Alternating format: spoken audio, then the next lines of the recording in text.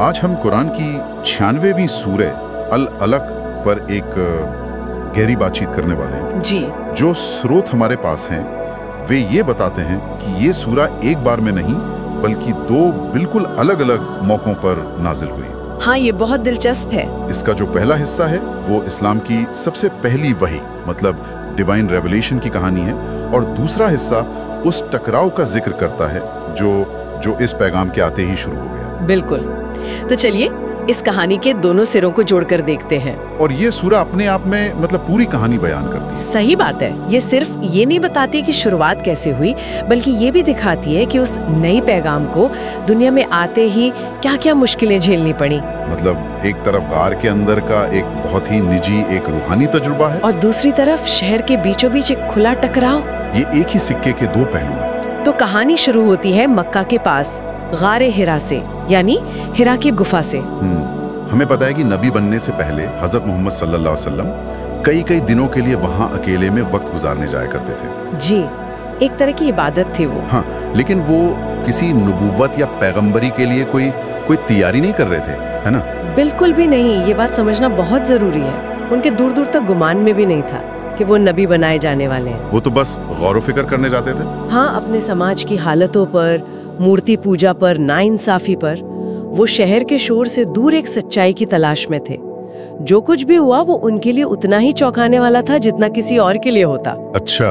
स्रोत साफ कहते हैं कि ये घटना पूरी तरह से अचानक थी। और यहीं से कहानी एक असाधारण मोड़ लेती है। एक दिन जब वो गुफा में थे, एक फरिश्ता जाहिर हुआ और उसने सिर्फ एक लफ्ज कहा, इकरा, पढ़ो।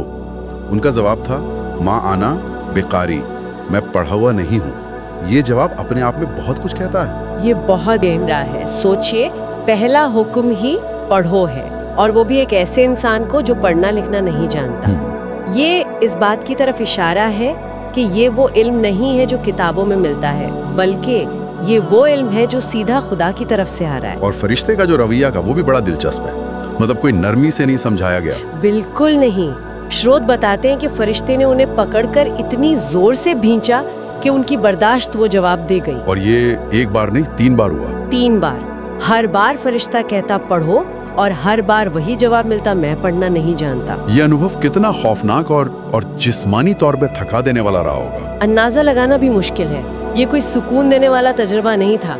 ये एक जबरदस्त हिलाकर रख देने वाला वाकया था। शायद ये इस बात का प्रतीक था कि जो पैगाम उन पर नाजिल हो रहा है वो बहुत भारी है, और उसे उठाने के लिए उन्हें तैयार किया जा रहा है। अच्छा। तीसरी बार भींचकर छोड़ने के बाद फरिश्ते ने वो आयत पढ़ी जो इस सूरा का शुरुआती हिस्सा है। पढ़ो अपने रब के नाम से जिसने पैदा किया इंसान को जमे हुए खून के एक लोथड़े से पैदा किया। जी, यही आयत। तो इस तजुर्बे के बाद उनकी हालत मतलब जाहिर है बहुत खराब थी। वो कांपते हुए तेजी से धड़कते दिल के साथ घर पहुंचे। हाँ, और अपनी पत्नी हजरत खदीजा से कहा, ज़म्मिलूनी, मुझे उड़ाओ। जी। जब उनका डर कुछ कम हुआ तो उन्होंने पूरी बात बताई और आखिर में कहा, मुझे अपनी जान का डर है। और यहीं पर हजरत खदीजा का किरदार कहानी में आता है, और उनका जवाब तो मतलब कमाल का है। उनका जवाब इस कहानी का एक बहुत मजबूत पिलर है। वो कि लम्हे के लिए भी नहीं झिझकी। उन्होंने ये नहीं कहा कि शायद आपने कोई ख्वाब देखा होगा या आपकी तबीयत ठीक नहीं है। बिल्कुल नहीं। उन्होंने फौरन कहा, हरगिज नहीं, खुदा की कसम, खुदा आपको कभी रुस्वा नहीं करेगा। और ये सिर्फ एक बीवी का अपने शौहर को दिलासा देना नहीं था। आप सही कह रही हैं। उन्होंने इसके पीछे एक वजह दी, एक पूरी दलील पेश की। बिल्कुल। उन्होंने उनके किरदार की गवाही दी। उन्होंने कहा, आप तो रिश्तेदारों का ख्याल रखते हैं, सच बोलते हैं, बेसहारा लोगों का बोझ उठाते हैं, मेहमान नवाजी करते हैं, और हक के कामों में लोगों की मदद करते हैं। ये एक तरह से उनकी तरफ से एक इंटेलेक्चुअल वैलिडेशन थी। उनका कहना था कि जिस इंसान का किरदार इतना बुलंद हो उसके साथ खुदा कुछ बुरा कर ही नहीं सकता। 15 साल की शादीशुदा जिंदगी के बाद एक बीवी की ये गवाही, ये उनके किरदार की सबसे बड़ी सनद है। इसके बाद वो उन्हें अपने चचेरे भाई वर्का बिन नौफल के पास ले गईं, जो एक बुजुर्ग नाबीना ईसाई आलिम थे। ये कदम क्यों उठाया गया? मतलब वर्का के पास ही क्यों?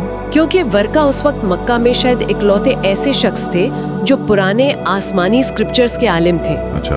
वो इब्रानी और अरबी जानते थे और इंजील की नकल करते थे। हजरत खदीजा समझ गईं कि ये कोई आम वाकया नहीं है, और इसे समझने के लिए एक ऐसे शख्स की जरूरत है जो वही और नबियों की तारीख को जानता हो। तो वर्का इस नई घटना को एक बड़े फ्रेमवर्क में फिट कर सकते थे। जी बिल्कुल। और वर्का ने जब ये पूरा किस्सा सुना तो उनका रद्द अमल, उनका रिएक्शन क्या था? वर्का ने पूरा किस्सा सुनते ही कहा, ये तो वही नामूस है, यानी वही लाने वाला फरिश्ता जिसे अल्लाह ने मूसा पर नाजिल किया था। उन्होंने फौरन तस्दीक कर दिया। फौरन। लेकिन इसके बाद उन्होंने एक ऐसी बात कही जिसने हजरत मोहम्मद सल्लल्लाहु अलैहि वसल्लम को भी हैरान कर दिया। उन्होंने कहा, काश मैं उस वक्त तक जवान रहता जब आपकी कौम आपको यहाँ से निकाल देगी। ये सुनकर तो वो यकीनन चौंक गए होंगे।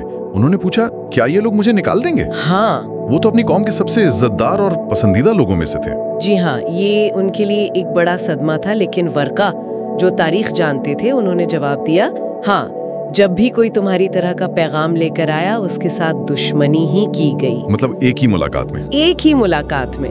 वर्का ने न सिर्फ उनकी नबी होने की तस्दीक की, बल्कि उनके आने वाले मिशन की सबसे बड़ी मुश्किल यानी अपनी ही कौम का दुश्मन बन जाना, उसकी भविष्यवाणी भी कर दी। तो एक तरफ ये इतना गहरा, निजी और खौफनाक तजुर्बा है गार के अंदर, लेकिन ये पैगाम सिर्फ गार के लिए तो था नहीं, इसे बाहर की दुनिया में आना ही था। और जैसे ये बाहर आया, टकराव शुरू हो गया, है ना? बिल्कुल। और यहीं से इस सूरा का दूसरा हिस्सा जुड़ता है, जो स्रोत के मुताबिक कुछ वक्त बाद नाजिल हुआ। अच्छा। नबी बनने के बाद और इससे पहले कि वो खुलेआम तबलीग शुरू करते, उन्होंने खाना काबा में उस तरीके से नमाज पढ़नी शुरू कर दी जो अल्लाह ने उन्हें सिखाई थी। और ये इस्लाम का पहला सार्वजनिक प्रदर्शन था। जी, ये अपने आप में एक बहुत बड़ा कदम रहा होगा। हाँ, क्योंकि उस वक्त तो काबा मूर्तियों से भरा हुआ था। बिल्कुल। वहाँ सबके सामने एक अलग तरीके से इबादत करना तो सीधे सीधे वहाँ के पूरे निजाम को चुनौती देना था। यकीनन। और कुरैश के ज्यादातर सरदार इसे हैरत से देख रहे थे, लेकिन एक शख्स था, अबू जहल, जिसे ये बात बिल्कुल बर्दाश्त नहीं हुई। उसने इसे अपनी और अपने बाप दादा के दीन की तौहीन समझा और उसने खुलेआम धमकियां देनी शुरू कर दी। एक बहुत मशहूर वाकया है ना, जब उसने अपने साथियों से कहा, क्या मोहम्मद तुम्हारे सामने जमीन पर अपना चेहरा टिकाता है? जी। जब लोगों ने हाँ में जवाब दिया तो उसने कसम खाकर कहा, अगर मैंने उसे ऐसा करते देख लिया तो मैं उसकी गर्दन पर अपना पांव रख दूंगा। ये तो बहुत ही ज्यादा घमंड और ताकत का नशा था। और वो सिर्फ बातें नहीं कर रहा था। नहीं। एक दिन जब हजरत मोहम्मद सल्लल्लाहु अलैहि वसल्लम नमाज में सजदा कर रहे थे, वो सच में उनकी तरफ बढ़ा, लेकिन फिर जो हुआ वो बड़ा अजीब था। क्या हुआ था? वो जैसे ही पास पहुंचा, अचानक खौफजदा होकर पीछे हटने लगा, जैसे किसी खतरनाक चीज से खुद को बचा रहा हो। तो लोगों ने पूछा होगा कि क्या हुआ? हाँ, जब लोगों ने पूछा तो उसने कहा, मेरे और उनके बीच आग की एक खाई, एक हौलनाक मंजर और बहुत सारे पर थे। आग की खाई और पर? जी। वो जो भी चीज थी उसे देखकर उसकी हिम्मत टूट गई।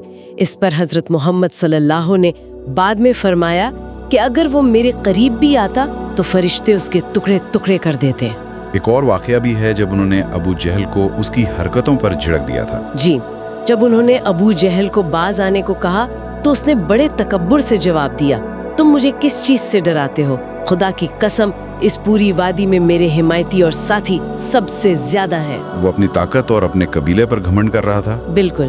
और इन्हीं घटनाओं के जवाब में सूरे का दूसरा हिस्सा नाजिल हुआ। हाँ, जो शुरू होता है, कल्ला इन्नल इंसाना लयतगा, हरगिज नहीं, यकीनन इंसान सरकशी करता है।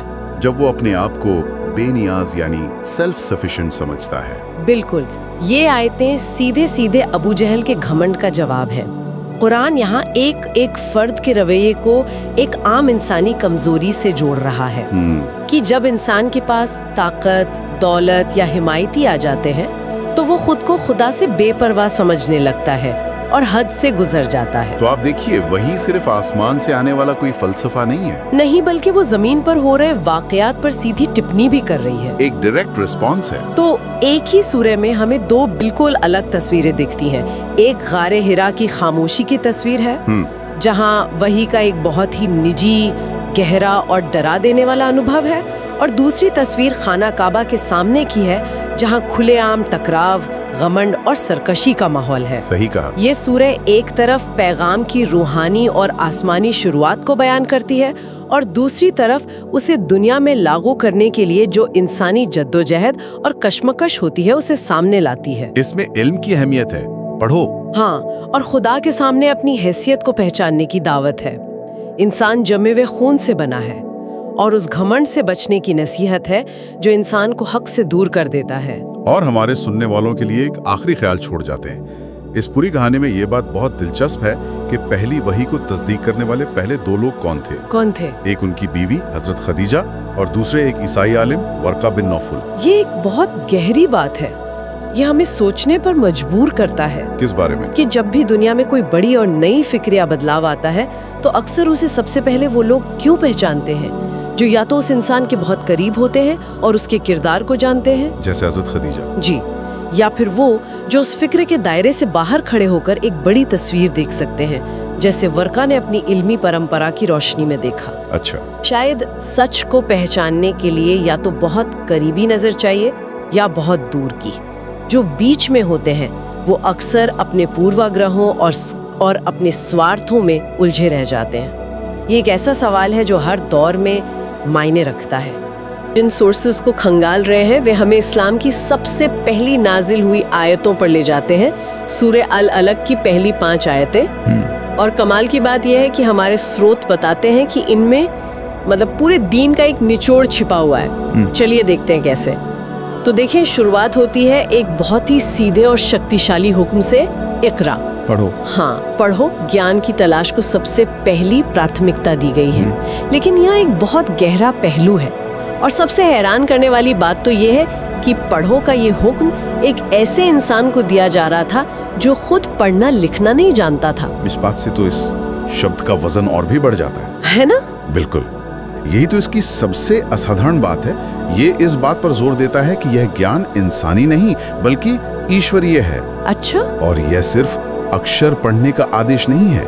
देखिए, ये ब्रह्मांड को पढ़ने, संकेतों को समझने और चिंतन करने का आह्वान है। उस दौर के अरब समाज के लिए जहां मौखिक परंपरा मतलब शायरी और याददाश्त का बोलबाला था, वहां पढ़ने और लिखने पर आधारित ज्ञान की नींव रखना वो अपने आप में क्रांति थी। तो ये एक कमाल का कॉन्ट्रास्ट है। पहली आयत में ज्ञान की इतनी ऊंचाइयों की बात हो रही है जी, और फौरन बाद की आयत में हमें हमारी बायोलॉजिकल यानी जैविक शुरुआत की याद दिलाई जा रही है। आयत कहती है कि इंसान को अलग से पैदा किया गया है, जिसे अक्सर जमे हुए खून का लोथड़ा कहा जाता है। और यहाँ अलग शब्द बहुत दिलचस्प है। स्रोत बताते हैं कि इसका मतलब सिर्फ जमा हुआ खून नहीं है, बल्कि चिपकने वाली चीज या लीच लाइक सब्सटेंस भी है। अच्छा, ये तो नई बात है। जी, कुछ आधुनिक व्याख्याकार इसे भ्रूण के गर्भाशय से चिपकने के शुरुआती चरण से जोड़कर देखते हैं। तो ये सिर्फ विनम्रता की बात नहीं है, बल्कि यह इंसान के बनने की वैज्ञानिक प्रक्रिया पर भी एक गहरा इशारा है। यह हमें याद दिलाता है कि हमारी शुरुआत कितनी मामूली थी। ये दिलचस्प है क्योंकि अक्सर ज्ञान को अहंकार से जोड़ा जाता है। सही बात है। लेकिन यहाँ तो ज्ञान की यात्रा की शुरुआत ही विनम्रता के एहसास से हो रही है। मतलब ये समझने से कि हम कहाँ से आए हैं और हम क्या नहीं जानते, वहीं से असली सीखने की शुरुआत होती है। आपने बिल्कुल सही पकड़ा। संदेश साफ है, तुम्हारी असल महानता तुम्हारे जन्म में नहीं बल्कि उस ज्ञान में है जो तुम हासिल करते हो। ये ज्ञान और विनम्रता का एक अटूट रिश्ता है। ठीक है, तो हमारे पास दो सिरे हैं, एक तरफ ज्ञान हासिल करने का हुक्म, दूसरी तरफ हमारी विनम्र शुरुआत की हकीकत। इन दोनों को जोड़ता क्या है? शायद इसका जवाब कलम शब्द में छिपा है, जब कहा जाता है कि ईश्वर ने कलम के जरिए सिखाया। हाँ, और कलम यहाँ सिर्फ लिखने का एक औजार नहीं है, ये उससे कहीं ज्यादा है। ये ज्ञान को स्थायी बनाने, उसे संरक्षित करने और उसे एक पीढ़ी से दूसरी पीढ़ी तक पहुंचाने का प्रतीक है। ये ईश्वर की तरफ से मिला एक बहुत बड़ा तोहफा है। तो ज्ञान को महफूज रखने के लिए कलम पर इतना जोर क्यों? क्या उस दौर में जहाँ शायरों की याददाश्त ही सबसे बड़ी किताब होती थी, ये एक तरह का चैलेंज नहीं था कि अब ज्ञान किसी एक इंसान के दिमाग में नहीं बल्कि लिखी हुई शक्ल में सबके लिए मौजूद रहेगा? यकीनन ये एक बहुत बड़ा वैचारिक बदलाव था। ये ज्ञान को व्यक्तिगत याददाश्त की सीमाओं से निकालकर एक सामूहिक विरासत बनाने का ऐलान था। कलम का मतलब है कि ज्ञान अब सार्वभौमिक मतलब यूनिवर्सल और एक्सेसिबल है, और ये एक जिम्मेदारी भी देता है कि जो सीखा है उसे दर्ज किया जाए। तो इन 5 छोटी आयतों में एक पूरा फलसफा है। ज्ञान से शुरुआत करो यानी इकरा, अपनी हकीकत को याद रखो यानी अलग जी, और उस ज्ञान को आने वाली नस्लों के लिए महफूज कर दो यानी कलम। ये ज्ञान, विनम्रता और जिम्मेदारी का एक पूरा चक्कर है। और ये आज के श्रोताओं के लिए एक विचार छोड़ जाता है। आज के डिजिटल युग में जहां हर तरफ जानकारी का सैलाब है, इकरा यानी पढ़ो का असली मतलब क्या है? क्या ये सिर्फ सूचनाओं को बिना सोचे समझे स्क्रॉल करते जाना है, या उस गहरी समझ और विवेक की तलाश करना है जिसका जिक्र इन पहली आयतों में किया गया है?